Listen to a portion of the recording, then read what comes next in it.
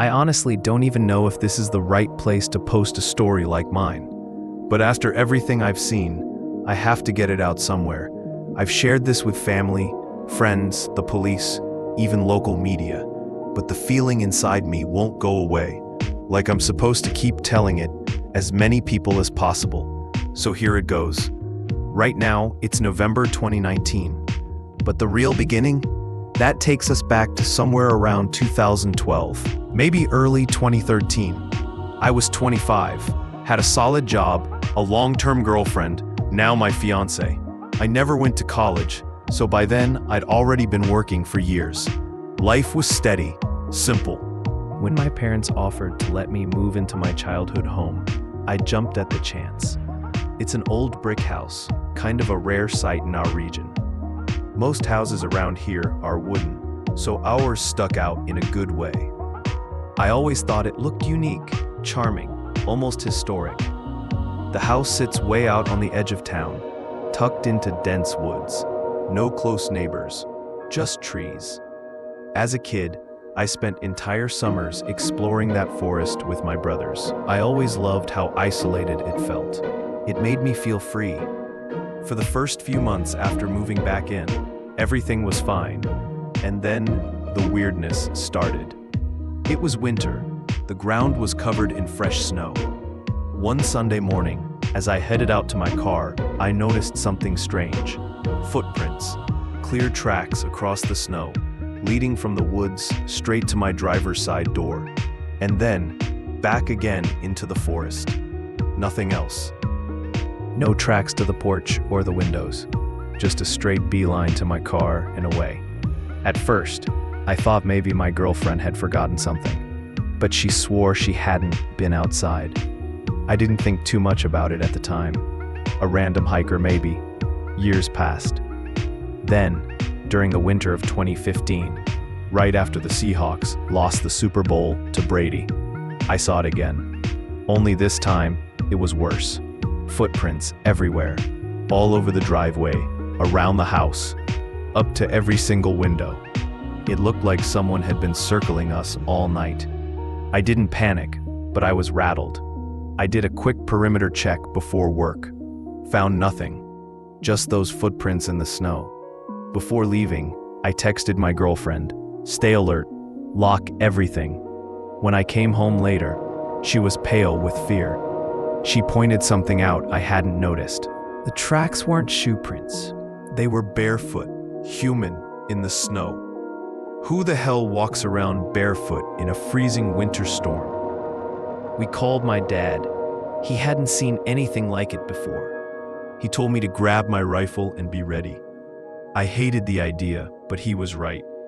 That evening, I followed the tracks into the woods, rifle slung over my shoulder. I walked for about half an hour before the trail split. Two sets of tracks now, branching off in different directions. That was the first real chill down my spine. Was there more than one person? Or was someone trying to confuse me? I stood there, heart hammering, unsure what to do. As night started falling, I turned back. We called the police. But with no proof of a crime, there wasn't much they could do. After that, nothing. For 2 whole years, until January of this year. This time, the prints were worse. They didn't just wander around. They led straight to our tool shed. And inside, we were missing things. Hammers, axes. My fiance broke down sobbing. I called Theo, a buddy of mine, a serious outdoorsman. He owned a thermal scope and a rifle that could take down anything short of a grizzly. We decided to patrol the woods together. The first hour was uneventful. Then, just like before, the tracks split off, faking different paths. 3 times this happened. Someone wanted to confuse us. It was almost dark when Theo froze, scanning the trees through his thermal scope. He grabbed my arm and shoved the rifle into my hands. "Look," he whispered. I looked and almost screamed. 4 shapes, in the snow, naked. 2 larger ones, 2 smaller. They crouched like animals, pulling something apart on the ground. The smaller ones clung to a nearby tree, twitching and shifting. They were human, but wrong. Bent, twisted, hairless. Theo and I hid behind a fallen tree, hardly breathing. Eventually, the figures rose and slunk deeper into the forest, carrying the two smaller ones over their shoulders. Only when we were sure they were gone did we dare move. We never spoke a word the entire way back. Last summer, I finally decided to do it. Hike a huge section of the Pacific Crest Trail. I'd been dreaming about it for years.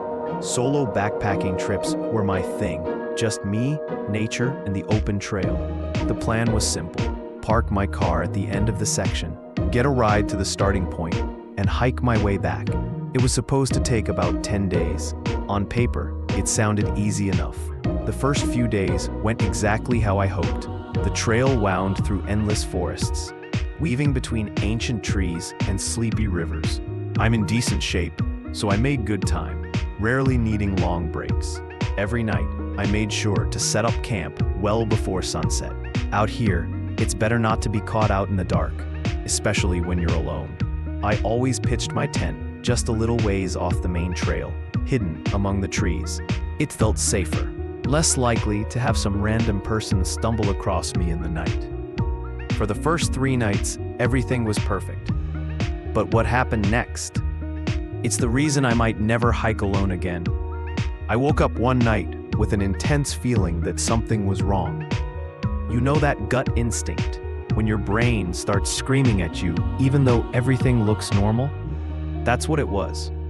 I sat up, scanning my little tent. Nothing seemed out of place. Still, I wasn't satisfied. Grabbing my flashlight and my rifle, yes, I carry one, better safe than sorry. I unzipped the tent and stepped outside. The forest around me was dead silent. Moonlight filtered through the trees. No sounds of animals. No crunch of footsteps. Relieved but still uneasy, I checked my gear. That's when I realized my wallet was missing. It had been inside the tent. Now it was gone. My ID, my cash, my credit cards, everything. At first I thought maybe I'd dropped it outside earlier. I tore the area apart looking. Nothing. There was only one conclusion. Someone had come into my camp and taken it while I slept. I tried to rationalize it. Maybe it had fallen out somewhere on the trail. Maybe I'd misremembered. Someone was following me. I didn't want to admit it at first, but by the 4th day, denial wasn't an option. I wasn't alone out there, and there was no cell service this deep into the wilderness. No way to call for help. I thought about turning back, but it was already too late for that. The trail stretched behind me for days. I was tracked. All I could do was move forward. I kept telling myself, you have a rifle, you're fine. But one question kept gnawing at me. If someone was stealing from me, why not take the rifle too? The idea chilled me. Whoever it was, they weren't after my gun, they were after me. That night, I tied the inside of my tent shut, made it as secure as possible. I forced myself to stay awake, but exhaustion won. Eventually, I drifted off. In the early morning, I woke up. No signs of disturbance. The ground was undisturbed. No footprints, nothing. But that didn't ease the dread tightening around my chest. I kept hiking, pushing myself harder, trying to outrun something I couldn't even see. Small hallucinations began creeping in. The sensation of stepping in cold water, the splash, the chill of wet socks, only to look down and find dry ground. Every shadow twisted into something threatening. Every gust of wind sounded like whispering voices. I was falling apart. The worst night was the 7th. I was lying there, heart hammering, staring at the flap of my tent. I heard it.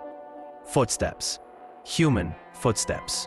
Crunching lightly over the dry forest floor. Circling the tent. Slowly, deliberately. I froze, clutching the rifle, too afraid to move.